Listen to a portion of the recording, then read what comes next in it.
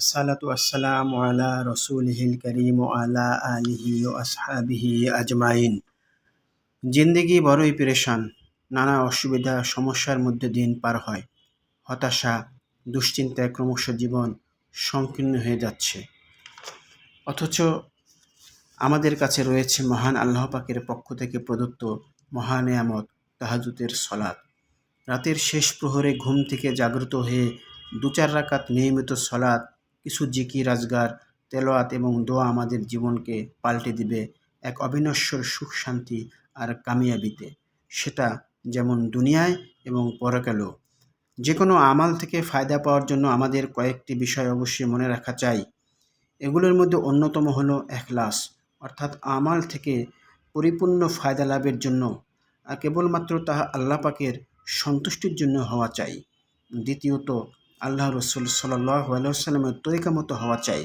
তৃতীয়ত, আমলটি নিয়মিত করা চাই এবং আমালের মধ্যে তেলাওয়াত, তসবিহ, তাহলিল সহি শুদ্ধ হওয়া চাই।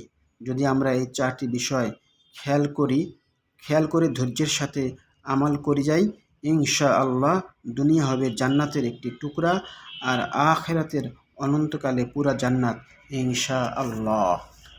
কিয়ামুল লাইল, রাত জেগে দাঁড়িয়ে নামাজ মুমিনের মর্যাদার সিঁড়ি, জান্নাতে যাওয়ার অন্যতম উপায়, সফলতার চাবিকাঠি, আল্লাহর একান্ত প্রিয় হওয়ার অন্যতম প্রধান মাধ্যম। রাসূল আকরাম সাল্লাল্লাহু আলাইহি ওয়াসাল্লাম কখনো তাহাজ্জুদ ছাড়েননি। ছুটে গেলে কাজা করতেন, নিজে আদায় করতেন এবং সাহাবায়ে কেরামকেও অত্যন্ত গুরুত্বের সাথে উৎসাহিত করতেন। 5 ওয়াক্ত নামাজ মুমিনের পরিচয়, এর গুরুত্ব অপরিসীম।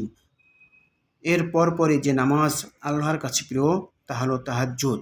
হযরত আবু হুরায়রা রাদিয়াল্লাহু তাআলা আনহু হইতে বর্ণিত, হুজুর পাক সাল্লাল্লাহু আলাইহি ওয়াসাল্লাম ইরশাদ করেন, রমজানের পর রোজা রাখার উত্তম সময় মুহররম মাস, আর ফরজ নামাজের পর উত্তম নামাজ রাতের নামাজ অর্থাৎ তাহাজ্জুদ।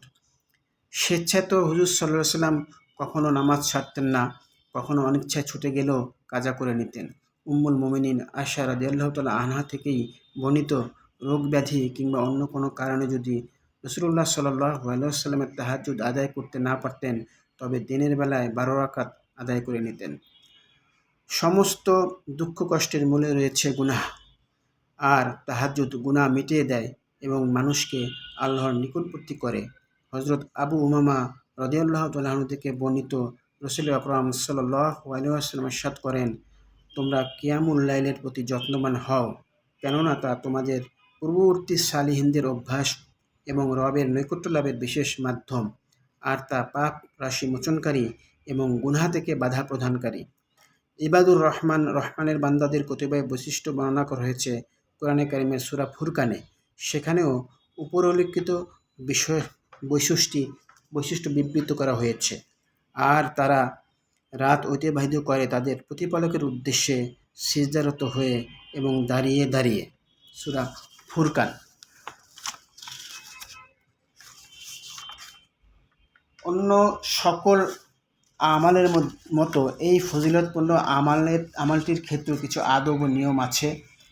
ইবনে আব্বাস রাদিয়াল্লাহু তাআলা আনহু নবীজির রাতের আমাল প্রত্যক্ষ করার জন্য তার খালা উম্মুল মুমিনিন মাইমুনা রাদিয়াল্লাহু তাআলা আনহার ঘরে ছিলেন। তিনি বলেন, আমি দেখলাম রাসূল আকরাম সাল্লাল্লাহু আলাইহি ওয়াসাল্লাম ঘুম থেকে উঠে 2 হাত দিয়ে চোখ মুছে ঘুম দূর করলেন এবং সূরা আলে ইমরানের শেষ 10 আয়াত তেলাওয়াত করলেন। তারপর রাসূল আকরাম সাল্লাল্লাহু আলাইহি ওয়াসাল্লাম মিসওয়াক করতেন। যখনই তাহাজ্জুদে উঠতেন তখন ভালো করে মিসওয়াক করতেন। প্রথমে হালকা 2 রাকাত দিয়ে শুরু করা। প্রথমে ছোট সূরা দিয়ে সংক্ষিপ্তভাবে 2 রাকাত সালাত আদায় করবেন, কারণ রাসূল আকরাম সাল্লাল্লাহু আলাইহি ওয়াসাল্লাম এমনটি করতেন। আম্মাজান আয়েশা রাদিয়াল্লাহু তাআলা আনহা থেকে বর্ণিত, তিনি বলেন, রাসূল আকরাম সাল্লাল্লাহু আলাইহি ওয়াসাল্লাম রাতে যখন নামাজের জন্য উঠতেন, শুরুতে হালকা 2 রাকাত আদায় করতেন। আবু হুরায়রা রাদিয়াল্লাহু থেকে বর্ণিত, হুজুর সাল্লাল্লাহু আলাইহি ওয়াসাল্লাম ইরশাদ করেন, তোমাদের কেউ যখন রাতে উঠবে সেজন্য প্রথমে হালকা 2 রাকাতের মাধ্যমে শুরু করে। আর আমরা চেষ্টা করব তাহাজ্জুদ নিয়মিত আদায় করতে। একান্ত ওজর ছাড়া তাহাজ্জুদ ছাড়ব না। নবীজি নিয়মিত তাহাজ্জুদ আদায় করতেন। যে কোনো আমাল নিয়মিত আদায় করা আল্লাহর কাছে অতি পছন্দনীয়। হাদিস এসেছে, আল্লাহর নিকট সর্বাধিক প্রিয় আমল যা নিয়মিত করা হয়, যদিও তা পরিমাণে কম হয়। গভীর রাত, সবাই এখন আরামের নিদ্রায়। আমি আরামের নিদ্রা ত্যাগ করেছি কেবল আপন রবের সান্নিধ্য লাভের জন্য।